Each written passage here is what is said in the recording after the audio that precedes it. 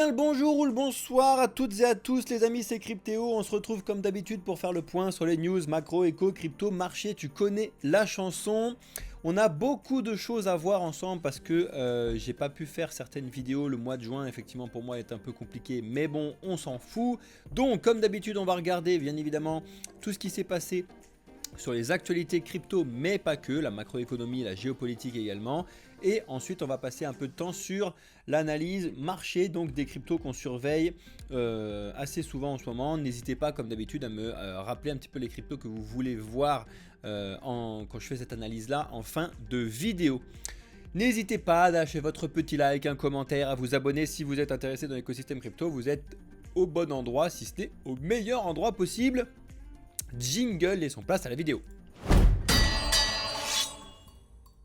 Donc tu l'as vu derrière moi, je te mets un bleu vert parce qu'effectivement on est repassé dans une zone plutôt bullish comme tu peux le voir ici en 5 minutes, le Bitcoin en 5 minutes, où on a vraiment fait une super validation de ma sortie de la zone violette. On est passé au-dessus, on est revenu taper dessus, on est reparti plus haut et on a complètement explosé les 70 000 psychologiques. D'accord.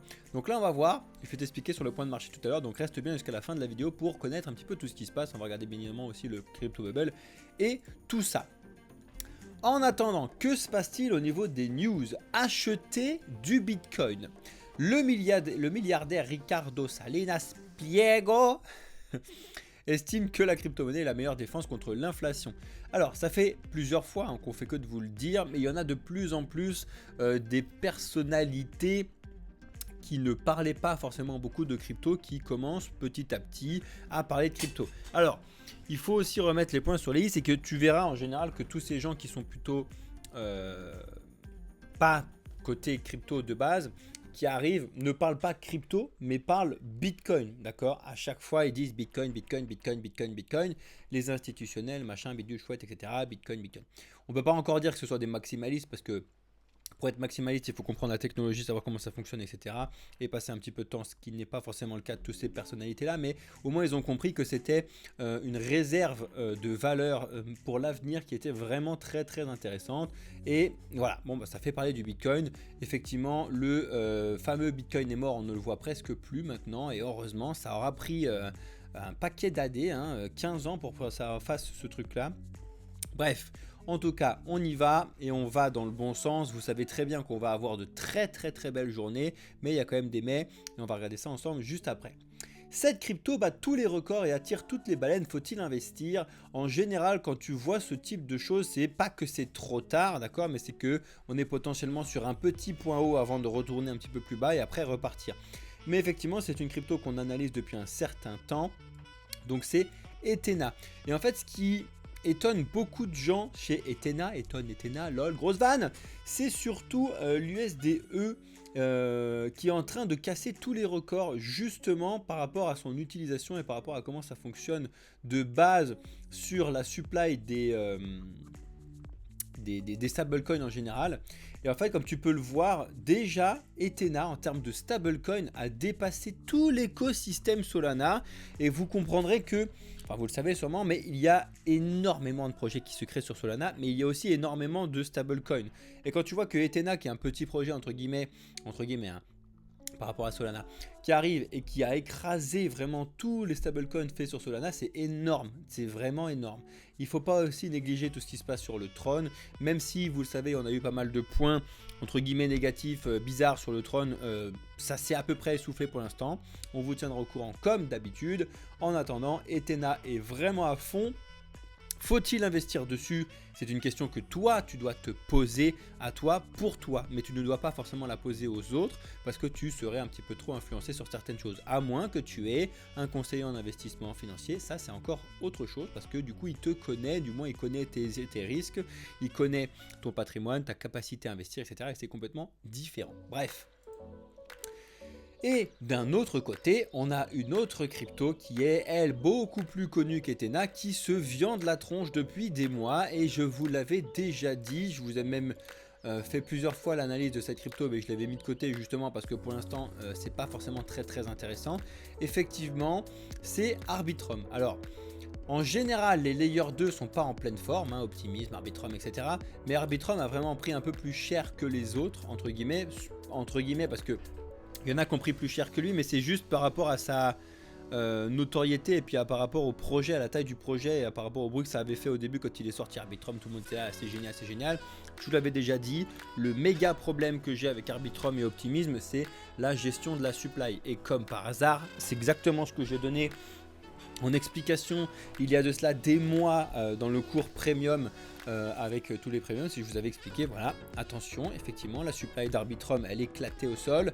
En termes d'investissement c'est pas très bon, en termes de stacking et tout tu vas recevoir beaucoup d'Arb, donc c'est bien, mais en termes d'investissement si tu ne fais que ça, ça n'est pas forcément très très bon, parce que du coup il y a une potentialité que la market cap monte, elle, parce qu'il y a de l'intérêt, et que le prix ou baisse ou stagne.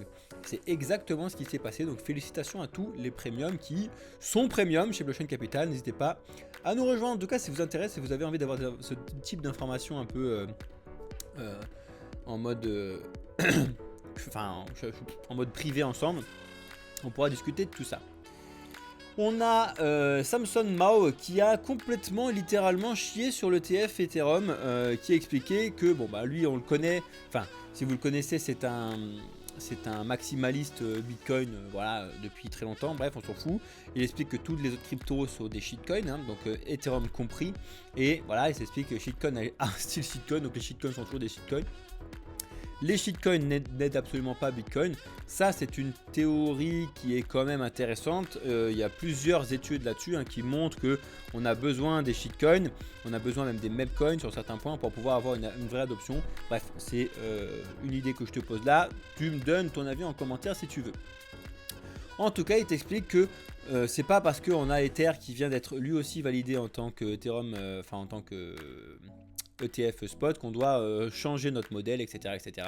En plus, il explique qu'il n'y avait pas réellement de la demande de toute façon pour l'ETF Ethereum, donc tout le monde s'en fout. Bref, affaire à suivre. Mais je vous l'ai déjà dit, de toute façon, ces ETF, déjà nous, ça ne nous concerne pas parce qu'on est petit, premièrement. Deuxièmement, parce qu'on n'est pas aux États-Unis ou à Hong Kong. Et troisièmement, parce que si vous voulez acheter du Bitcoin ou de l'Ether, achetez directement du Bitcoin ou de l'Ether. Merci, bonsoir. Voilà autre chose que je fais que de vous expliquer, et justement c'était beaucoup de points sur l'ARB, c'est du coup Token Unlock. Alors Token Unlock, ils ont un site, ils ont une page, vous pouvez regarder un petit peu tout ce qui se passe, et au mois de juin, surtout sur ce début juin, on a quand même beaucoup de tokens qui vont se débloquer sur certains projets, donc il faut vérifier, il faut regarder, mais il y en a certains, 3,3% qui se débloquent sur un projet, c'est quand même énorme. Ok, le one inch, voilà, c'est négligeable, mais quand tu commences à taper au-dessus du 1% qui est débloqué sur un mois ou quoi, ça commence à faire beaucoup de bruit, parce qu'en général, ou c'est du déblocage, ou c'est justement une levée de fonds. Enfin, il y a plusieurs choses différentes là-dessus. Il faut faire attention parce que ça peut aussi créer des effets de vente s'il y en a un petit peu trop. Tu sais que c'est toujours l'offre et la demande qui met le truc. Donc si tu as trop d'offres, si tu as trop de demandes, eh ben, tu vas monter ou descendre. Donc comme d'habitude, il faut analyser cette offre et cette demande en amont pour comprendre un petit peu la direction qu'il va y avoir sur certaines cryptos. Vous avez potentiellement vu ces news là qui font partie des news très importantes qu'on a vu ces derniers jours, qui tournent autour donc de la présidentielle aux États-Unis, et on aurait eu donc la rumeur, parce que pour l'instant c'est une rumeur parce que ça a été démenti par Elon Musk directement, de Bloomberg en plus, que Elon Musk conseillerait directement Trump en matière de crypto. Et il t'expliquait dessus, je suis quasiment sûr n'avoir jamais discuté de crypto avec Trump. Et en plus, il est plutôt d'accord avec tout ce qui est off gouvernement, etc. Bref, ça a fait beaucoup de bruit et pour l'instant, ça a été démenti. Voilà, on a attendu un petit peu, mais de toute façon, il avait répondu directement. Voilà, le 30 mai à 9h, le 30 mai à 6h, bref, on s'en fout. Tout ça pour dire que il faut que vous fassiez attention aux informations que vous voyez un petit peu de partout. D'ailleurs, pour la première fois depuis 1000 ans, enfin non c'est pas vrai parce que je regarde Topia, fait bref on s'en fout, j'ai rallumé la télé l'autre fois et j'ai vu une pub qui m'a flingué, comme quoi il fallait que les gens vérifient plusieurs fois les données enfin les sources ou les données de ce qu'il voit sur les réseaux. C'est la première fois que je trouve une pub qui est à peu près intéressante. Je dis bien à peu près intéressante parce que forcément c'est redirigé sur des trucs de merde. Mais effectivement, quand vous voyez des informations, il faut essayer de ne pas forcément croire du premier coup et aller vérifier. Donc c'est ce qu'on vous dit déjà de base en crypto, hein, tout le temps. Mais là, ça se vérifie sur n'importe quelle news, de n'importe quoi, n'importe où dans le monde. Effectivement, avec l'avènement des intelligences artificielles, etc. Maintenant, on peut plus ou moins faire tout ce qu'on veut et ce qu'on veut pas. Et du coup, il faut vraiment faire très attention à tout ça. Bref. On continue avec les ETF côté XRP. Effectivement, selon le PDG de Ripple, on aurait une approbation imminente. Bon, bah effectivement, hein, lui, son taf, c'est de faire de la pub pour XRP. Donc, il va clairement pas dire « Ouais, les ETF, ils viendront jamais ». Je pense que même lui, en vrai, s'en fout royal qu'il y ait un ETF ou pas pour XRP. Il veut qu'il y ait de l'adoption pour le XRP. C'est complètement différent. Faut surtout pas confondre et mélanger les deux. Bref, donc oui, il est bien évidemment en train de dire ça va être accepté, ça va être accepté. On est encore loin parce qu'il n'y a même pas de proposition pour l'instant. Donc de toute façon, c'est pas demain la veille qu'on va avoir quelque chose d'intéressant. Encore que, je vous l'ai déjà dit, XRP commence à se sauver la mise en s'associant avec Algorand et HBAR notamment, qui sont des concurrents basés sur la norme ISO 20022 qui a été prévue de base pour remplacer le système SWIFT international des États-Unis. On continue et on a eu ChatGPT qui a été down aujourd'hui, encore une fois. Et oui, parce que ChatGPT n'est pas décentralisé comme Bitcoin. Il faudrait, et c'est pour vous expliquer que certes, ChatGPT c'est génial, c'est intéressant, c'est blablabla, tout ce que vous voulez. Mais ça met de nouveau en lumière comme quoi il y a certaines technologies qui sont utilisées par tout le monde et qui ont des bugs, alors que des technologies qui ne sont pas du tout utilisées par tout le monde ont absolument aucun bug et n'ont jamais eu aucun problème depuis plus de 15 ans. C'est Bitcoin par exemple, d'accord? Je ne parle pas de Solana parce que Solana a eu plusieurs bugs, mais si tu prends l'exemple de Bitcoin, Bitcoin ne s'est jamais arrêté depuis 15 ans. C'est un délire, d'accord? Alors que tous les autres projets, même Google ou n'importe quoi, ont eu des bugs parce que il y a la possibilité d'avoir des bugs dans le monde traditionnel avec les serveurs et ce genre de choses qu'il n'y a pas dans un monde merveilleux dicté par l'écosystème crypto, la DAO, etc. Bref, on a une crypto gaming qui annonce donc un partenariat assez énorme avec les Pudgy Penguins. Alors vous le savez, si vous suivez un petit peu certains projets NFT, notamment notre cher ami Mr. Rabbit, qui a une superbe chaîne côté NFT si ça vous intéresse. Les Pudgy Penguins, depuis un certain temps, sont devenus dans le top des projets NFT qui servent à rien entre guillemets, parce que c'est vraiment juste des projets, des PFP quoi, des photos de profil de NFT là. Et du coup il y a un gros projet de gaming, à savoir Mythical Games, qui a fait un partenariat qui pourrait faire beaucoup de bruit. Les Pudgy Penguins ça marche, pourquoi? Parce qu'en fait tout le monde s'y intéresse, c'est des petits pingouins, c'est mignon, c'est vraiment mignon, t'as l'impression de voir des enfants de partout, ils se font des petits pop avec ce truc là et tout, bref ça fait beaucoup de bruit, c'est un peu plus friendly, j'ai envie de te dire, que les Bored Ape et ce genre de trucs, tu vois, c'est plus mignon, ça donne plus envie pour n'importe qui de faire ce genre de trucs, donc c'est pour ça que ça a pété, et on verra bien, mais l'industrie du gaming est en réflexion complète actuellement. Personnellement, vous savez que j'adore l'industrie du gaming et je pense qu'il y a beaucoup de choses à faire dans l'écosystème crypto avec la notion de NFT, etc., et on n'en entend plus du tout parler. Alors, je vais vous faire une petite digression 2 secondes, parce que je fais que de vous le répéter, il y a plein de trucs. En général, et je l'ai revérifié l'autre fois encore, les gens qui ne sont pas beaucoup dans l'écosystème crypto vont s'intéresser aux projets qu'ils entendent de partout. D'accord? Ah bah il y a Monsieur Rabbit qui est là en plus. Comme par hasard, on parle de lui pendant la vidéo et il arrive. Comme par hasard. Bonjour de l'Andorre ou pas encore? Non, tu n'es pas encore, je sais. Prends ça va prendre 1000 ans, j'ai regardé ta vidéo, ça va prendre 1000 ans cette histoire. Bref, coucou à toi en direct de la vidéo YouTube, si tu veux, tu pourras te mettre un auto-commentaire là-dessus. Je sais plus ce que je disais. Ah si, voilà, je reviens sur un truc important, c'est que souvent vous venez nous voir et vous nous dites, voilà tiens, j'ai entendu parler de cette crypto à fond, c'est génial, si j'en entends parler c'est que c'est génial.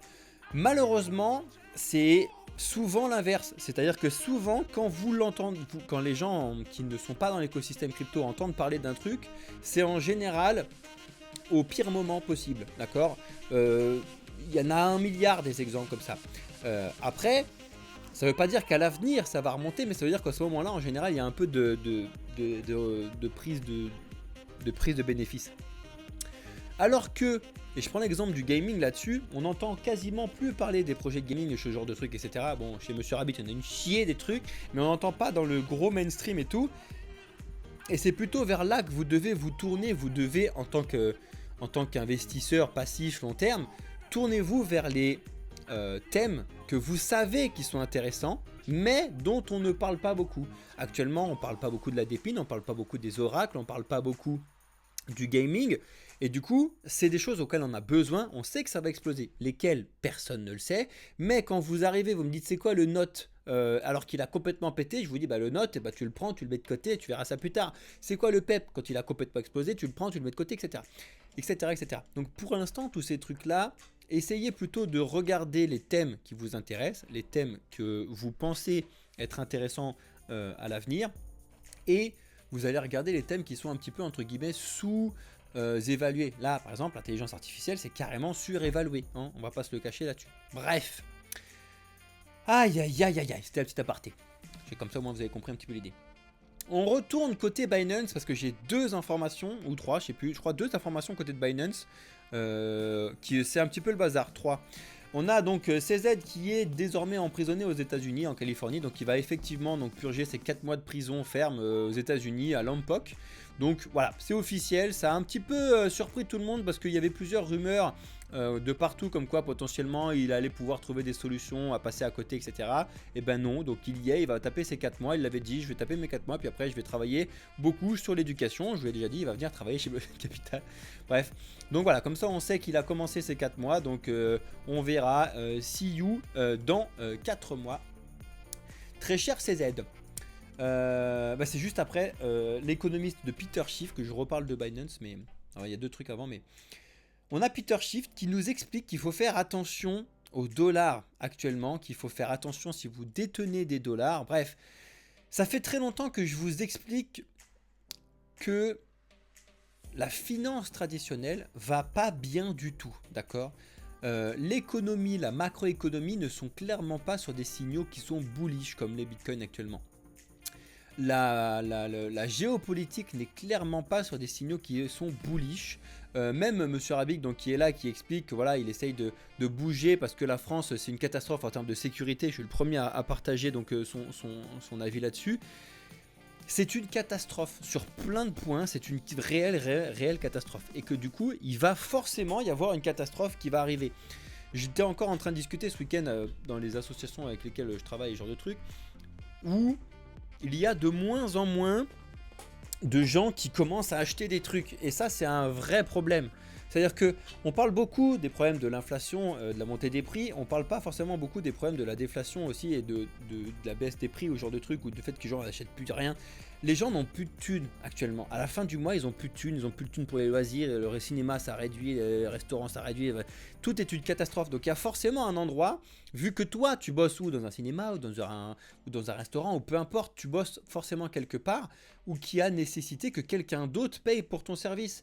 Le problème, c'est que tous les gens comme nous ne payent plus ou beaucoup moins de services qu'avant. Donc forcément, toi-même, tu as moins d'argent à la fin parce que tu produis du service aux autres.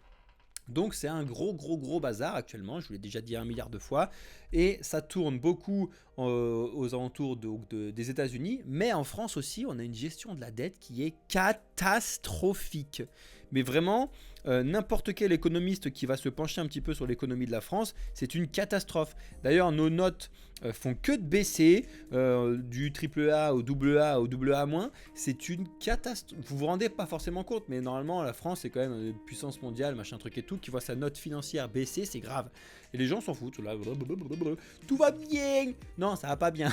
Bougez tous en Andorre avec Monsieur Rabbit, on va tous être voisins. Sachez que c'est quand même pas gratuit d'aller en Andorre non plus. Hein. Bref. Deuxième info sur Vitaly Buterin et Ether avant de vous dire les informations sur Binance. Mais effectivement, il y en a qui se posent la question, est-ce que c'est la fin d'Ether? Alors, calmez-vous, hein, non. Hein. Mais il y a quand même 2-3 questions qui se passent. Est-ce qu'on est allé en route pour faire un ATH et après se péter les dents? C'est pas impossible, mais c'est pas parce que ce sera la fin d'Ether. En tout cas, beaucoup de choses sont à remettre en question et notamment tu as Checkmate qui explique que on n'a pas besoin qu'Ether répare donc sa supply, on a besoin qu'il répare la politique monétaire qui est derrière et qu'il faut virer donc tout simplement le surplus de centralisation qu'il y a à côté Ether. On a Vitaly Buterin qui répond directement que ça va être fait quand on aura stabilisé l'algorithme et qu'on n'y est pas encore. Mais il y a beaucoup de choses, c'est en partie pour ça, c'est parce que depuis un an grosso modo, on a Ether qui s'est un peu calmé sur plein de points. Il y a eu beaucoup de fois des gens qui disaient qu'il fallait arrêter d'avoir, enfin c'était une connerie d'avoir centralisé avec The Merge, plein de trucs comme ça, blablabla. Et du coup c'est pour ça qu'on a eu Solana qui est arrivé. Hein. Sinon Solana n'aurait jamais pu être entre guillemets un Ethereum killer, sachant les bugs de la plateforme, les bugs des trucs et tout. Et après, Monsieur Rabbit le sait bien, mais c'est aussi le fait qu'il y ait eu beaucoup de choses qui se sont construites dessus, notamment des shitcoins et notamment des projets NFT qui ont fonctionné beaucoup sur Solana, qui font que du coup les gens ont besoin du Solana pour pouvoir acheter ces NFT, ces memecoins, ces trucs. Donc forcément le Solana monte. Il a monté comme ça sur ces derniers temps. Mais là, tu vas voir, sur l'analyse que je vais te montrer tout à l'heure, on est plutôt flat. Donc, Binance nous a fait 2 petites annonces type un petit peu dinguerie. Ça, c'est la mode et on le voit bien qu'ils sont très compliance friendly et qu'ils sont en train d'essayer justement de mettre de la réglementation à fond. Et donc, ils continuent les délistings de projets. Parce que vous le saviez déjà en 2023, il y en a déjà eu plusieurs. On en a eu cet hiver, on en a eu encore il n'y a pas si longtemps. Et là, on en a encore. Donc, c'est l'OMG, le Waves de WNXM et le XM du projet NEM qui vont être délistés donc de Binance tout simplement le 17/06/2024. Vous pouvez aller regarder du coup ces 4 tokens live, vous allez voir qu'ils ont déjà au moins pris 25% dans la tronche au moment où on a eu donc cette annonce là, parce que Binance, même s'il y a eu beaucoup de problèmes dessus, c'est toujours la première plateforme d'utilisation, etc., etc. Et la deuxième information qu'on a eue de la part de Binance, c'est qu'il le répète, parce qu'il l'avait déjà dit, mais il répète, on a Mika qui va arriver donc en zone Europe, qui va commencer à prendre vraiment cher en ce qui concerne les stablecoins. Vous le savez, et malheureusement, on va voir ça à mon avis nous tomber sur la tronche direct, parce que vous le savez, USDT, Tether, ils ont dit non, machin truc et tout. En tout cas, ça va arriver très vite. Hein. Le 30 juin 2024, c'est dans 2 semaines, 3 semaines. Ça va aller très vite. Franchement, et du jour au lendemain, vous allez peut-être plus pouvoir utiliser l'USDT, peut-être plus machin mettre du chouette, etc. Et du coup, vous allez voir, je vous le dis directement, mais on va avoir des gros projets de stablecoin qui vont remonter en termes de capitalisation. C'est du FDUSD, du PYUSD, etc. Tous les trucs qui sont en réglementation avec Mika, parce que certes l'Europe c'est pas non plus l'utilisation qu'on a aux États-Unis plus Chine plus machin, mais il y a quand même beaucoup de monde. Il faut pas oublier que le développement qu'on a en Europe il est assez énorme. Et du coup actuellement on a l'USDT qui est toujours devant, l'USDC, mais l'USDC est justement devenu un peu plus en accord avec ce qui se passe vis-à-vis de Mika, alors que Tether ne veut pas du tout. Ils sont catégoriques, ils ont dit non. Donc on verra bien ce qui va se passer, mais tenez-vous quand même prêt potentiellement dans vos têtes à ne pas pouvoir utiliser l'USDT sur Binance d'ici cet été. On a eu le veto surprise de Biden. Alors ça c'est encore une dinguerie. C'est que on avait eu un projet, donc le Staff Accounting Bulletin de 121 de la SEC qui était pour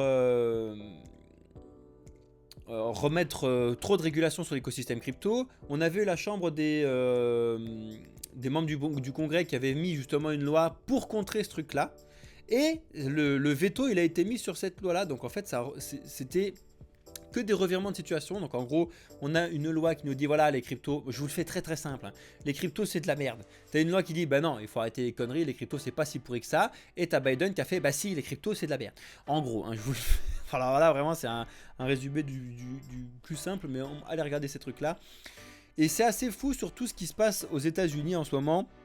où en gros, ça a été expliqué plusieurs fois, le président des États-Unis 2024 sera un président qui sera un minima crypto-friendly.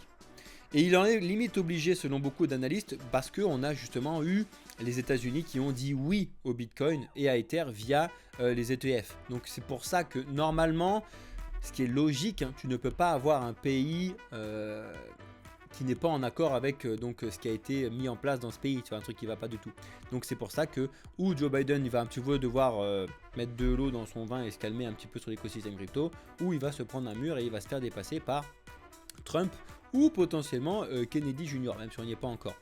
Encore une fois, un bug qui a eu lieu sur la finance traditionnelle que nous on n'a pas dans l'écosystème crypto. Vous l'avez potentiellement vu, on vous l'a posté chez Blockchain Capital sur le Discord. On a eu là le bug donc des moins 99,97% de l'action de Berkshire Hathaway. Voilà, et justement, l'écosystème crypto et surtout Chainlink s'est servi énormément de ce bug là pour expliquer que justement, bah les gars, chez le NIS, là, vous devez revoir vos oracles pour vous donner vos données. Vous le savez, je vous l'ai déjà expliqué un milliard de fois, il y a les RWA et il y a les oracles et il ne faut pas négliger les deux, les deux travaillent les uns les autres. Les RWA, donc les Real World Assets, c'est là pour te proposer en gros une plateforme d'échange à un prix de quelque chose qui vaut dans la vie réelle, d'accord, mais il te faut un oracle qui gère justement ce prix là, d'accord. Donc regardez un petit peu ces points là. Chainlink notamment fait beaucoup de points là-dessus, t'as Concordium, bref, on vous en donne plein et il faut regarder un petit peu tous ces différents projets qui justement font pas de bruit actuellement et qui feront du bruit quand les gens vont comprendre, même si c'est un petit peu techie, ça va obligatoirement fonctionner. Donc c'est ce que je vous disais, la news comme quoi Chainlink utilise le glitch et le bug qu'on a eu sur NIS, c'était ici. On continue avec du coup des analystes qui expliquent que le Bitcoin pourrait surprendre tout le monde dans les prochains mois par rapport à ce qui se passe actuellement et que selon eux, donc le cours du Bitcoin face au gold, donc face à l'euro, pourrait bien être multiplié par 2,24 d'ici quelques mois. C'est assez énorme et un petit peu gros selon moi, hein, parce que c'est pas par rapport au dollar mais par rapport à l'or. Donc là où c'est l'or qui se pète la tronche, où c'est Bitcoin qui va vraiment exploser grave.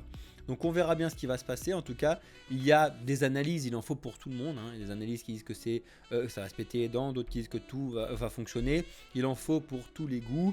De toute façon, oui, effectivement, même si on peut dire que le Bitcoin est un petit peu la solution de sortie de l'inflation, de la monnaie, de machin truc et tout, si on a un bug dans la finance traditionnelle, il va forcément y avoir un bug dans le Bitcoin, enfin pas dans le Bitcoin lui-même, mais dans le prix du Bitcoin, parce qu'il est justement exprimé en la monnaie que tu connais via des stablecoins, forcément. Alors que quand tu compares Bitcoin avec donc le gold, là c'est intéressant. Bref, on regardera ça ensemble comme d'habitude. On finit avec ces deux dernières news, comme quoi on a eu le Floki qui a, le DWF Labs. Donc c'est un fonds qui a acheté 12 millions de dollars du token. Donc c'est pas nouveau, hein. Ils avaient déjà travaillé avec le Floki depuis 2023, l'année dernière. Et ils avaient déjà acheté 10 millions et là ils ont racheté 12 millions. Vraiment le Floki fait partie donc des 3-4 meme coins qui sont déjà de toute façon dans la liste à surveiller entre guillemets, qui font beaucoup de bruit. Mais c'est surtout parce qu'en fait, il fait partie des projets qui essayent de construire quelque chose. Alors, regardez le truc du Floki, on est encore loin d'un jeu AAA, mais on a quand même une idée de faire quelque chose avec le côté viking et tout. Décentralisé. Ce serait très très beau, mais on est encore très très loin d'avoir quelque chose qui tourne, hein.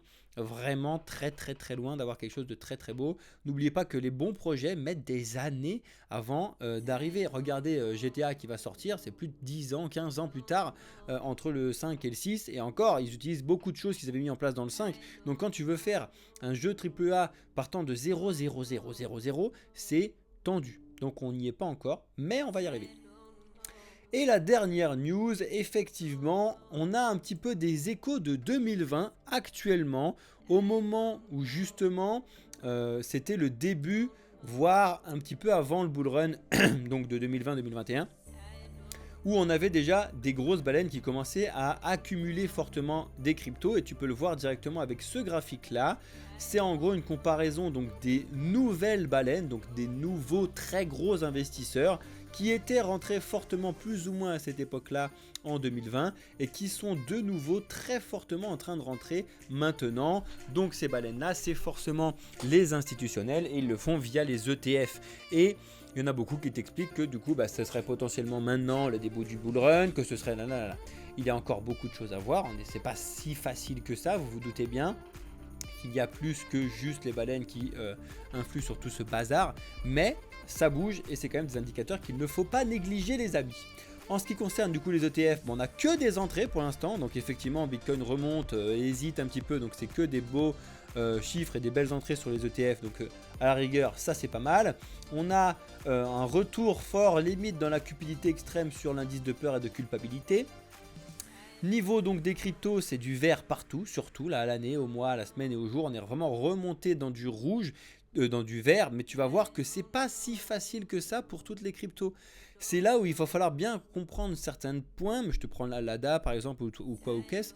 Tu vas voir que Bitcoin est encore largement le maître sur tout le monde. Et d'ailleurs, vous le voyez, les premiums, je vous fais un petit aparté pour vous, mais quand les résumés que je vous fais tous les lundis et tous les mardis pour donc NFT, minage, finances décentralisées et les cryptos en général, regardez ce que je vous mets et comparez Bitcoin tout seul et les altcoins, et vous allez voir que des fois, et on l'a vu ces dernières semaines, Bitcoin montait alors que le reste baissait. Bref, c'est pas si simple, on va regarder ça ensemble. En tout cas sur le jour, on a beaucoup de projets qui font un peu de bruit, donc le Note que je vous disais tout à l'heure, le Dog, un petit nouveau, bref on a pas mal de petits nouveaux, le Brett aussi un petit nouveau, voilà, des petites nouvelles merdes là comme ça qui viennent pointer le bout de leur nez. Et après on a certains très gros projets, bon ordi voilà, mais surtout Caspa, Floki on en a déjà parlé, STX, BNB, qui remonte un petit peu. Alors du coup sur les graphiques, qu'est-ce que ça donne? Alors c'est ce que je vous disais tout à l'heure, c'est que le Bitcoin est repassé au-dessus de ma zone violette qui était vraiment l'hésitation complète, et pour l'instant, j'ai envie de te dire pour l'instant, c'est assez bullish pour aller retourner voir ce qui se passe du coup aux 73 300. On n'y est pas encore, mais pour l'instant, tu le vois, c'est ce qu'on vous dit et c'est surtout ce que vous dit Alex par rapport à l'économie. On est toujours dans un range. On n'est pas en train d'exploser, on n'est pas en train de péter à la baisse non plus. On range depuis des mois et c'est pas pour rien. Donc pour l'instant, il ne se passe pas grand chose sur le Bitcoin. Par contre, ce que je veux que tu puisses comprendre sur certains points, c'est que il faut que tu compares les points hauts et tout. Regarde, je te prends l'exemple. Je te prends l'exemple du ADA, donc du Cardano. Quand on était donc le 14 mars 2024, tu regardes Bitcoin le 14 mars 2024, c'est bien évidemment le moment où il était à 73 400. Ok ? Regarde, depuis le 14 mars, aujourd'hui, on est seulement à une perte de 3% sur le Bitcoin. C'est-à-dire que le Bitcoin, il a bien range, il est bien remonté, il est quasiment au plus haut qu'il avait au 14 mars. ADA, et comme beaucoup d'altcoins, c'est pas du tout le cas, il est plutôt à un moins 43% dans la tronche. Ça, c'est particulièrement ce qui m'inquiète, d'accord ? Pourquoi je vous dis ça? Parce que moi je suis dans l'écosystème crypto depuis 2017 et que un bull run en fait, ou un bear market ou une crise ou n'importe quoi, ça a toujours été comme ça sur les cryptos quand je les ai analysés, etc. Je m'explique. Quand on a Bitcoin qui part tout seul, d'accord, on a toujours cette décorrélation avec donc Bitcoin qui est fortement devant tout le monde, c'est qu'on a des marchés qui sont très tendus et qui sont plutôt avec des risques forts à la baisse. Alors que quand on a un Bitcoin qui certes monte, mais qui en termes de valorisation par rapport aux autres est pas si fort, là on est plutôt sur quelque chose qui explose et un bull run, d'accord ? Regardez ces trucs là, analysez un petit peu ça avec moi, mais vous allez voir que pour l'instant le vrai problème que j'ai, c'est qu'il y en a beaucoup des projets comme ça. Le Solana s'en sort quand même pas trop mal, mais par rapport à son plus haut, on est encore très loin des 3% de baisse, on est encore à moins 20% quasiment, d'accord ? Il n'y a que le BNB qui lui, c'est le seul qui est plus haut que le 14 mars. C'est le seul qui a fait ATH sur ATH, le BNB est exceptionnel, d'accord ? Alors, c'est pareil, il faut l'analyser un petit peu, essayer de comprendre pourquoi le BNB est reparti aussi fort. Et lui, il est en train de casser sa tendance, sa tendance pour le coup. Il est vraiment en train de faire un plus haut qu'on n'a jamais vu et tout. C'est assez puissant ce qui se passe là-dessus. Est-ce que ce ne serait pas justement les institutionnels en général qui montrent que du coup la réglementation prend son envol entre guillemets et que du coup Binance, qui est réellement pas vraiment derrière le BNB, mais bref, qui se met vraiment à fond sur la réglementation, c'est un signe comme quoi, bon bah voilà, tout va bien parce que les institutions investissent, donc le BNB doit monter. Et inversement sur les autres projets. Quand tu regardes ADA, donc c'est une catastrophe. Et quand tu regardes du coup Ether, il s'en sort aussi très très bien. Ether. D'accord, on n'est pas encore sur son ATH, mais pour le coup, Ether respecte à peu près ce truc-là. On n'est pas à moins 3% comme les bitcoins, mais on est à moins 6, c'est quand même pas mal. Il n'est pas très très loin de son plus haut. Il a vraiment validé donc d'exploser les 3600. Je vous ai dit, on attend d'aller retrouver cet ATH, on attend de voir ce qui va se passer, surtout la zone des 4000 où on est failli. On a presque touché ça donc lundi 27 mai et pour l'instant depuis il ne se passe pas trop grand chose. Du coup pour l'instant qu'est-ce qui se passe? Et ben c'est Bitcoin qui est repassé devant Ether en termes de domination. Même si on a eu Ether qui est fortement reparti avec donc les ETF, on a du coup Ether qui de nouveau en difficulté. Le XRP, je t'en parle même pas, il se passe rien, donc on est encore très très loin d'avoir des annonces intéressantes. En ce qui concerne les layers 0, c'est pareil. Les layers 0, c'est une catastrophe. Depuis le plus haut, les layers 0, comme tout le monde, ils prennent entre moins 40 et moins 70% dans la tronche. Là où tu as Bitcoin qui est quasiment sur le plus haut, les très très très bons projets se défoncent. Mais grave. Le Polkadot, c'est la même chose. Atom, c'est la même chose. C'est la même chose partout. Le Venom, à la rigueur, il a une micro-respiration. La semaine dernière, je vous ai dit qu'on allait taper en dessous des 20 et on est tapé en dessous des 20. Pour l'instant, le Venom, il cherche en fait son point le plus bas. Je ne sais pas quand est-ce qu'il l'aura trouvé. En tout cas, il n'y est pas encore. Le Matic, c'est pareil. On est très très très loin de son plus haut. Quant à Bitcoin qui est à moins 3%, le Matic, il est à moins 45% à la tronche. C'est énorme. C'est énorme. Par contre, la thématique, entre guillemets, qui, elle, suit ce qui se passe à Bitcoin, et justement, c'est ça qui est intéressant à analyser quand vous regardez un petit peu les courbes et le comportement économique donc de ce qui peut se passer, c'est les mêmes coins qui s'en sortent bien. Alors le Dogecoin, c'est pas forcément le bon exemple parce que à la rigueur, lui, c'est le pire entre guillemets même coin par rapport à ce qui se passe actuellement. Il prend un 30% à la tronche. Mais quand tu regardes le Floki, il est quasiment à son plus haut depuis l'autre fois là. Donc lui pour le coup, c'est lui qui représente pas mal ce qui se passe avec Bitcoin. Il est à moins 6%. Le PEP, il est beaucoup plus haut, lui c'est le BNB, d'accord.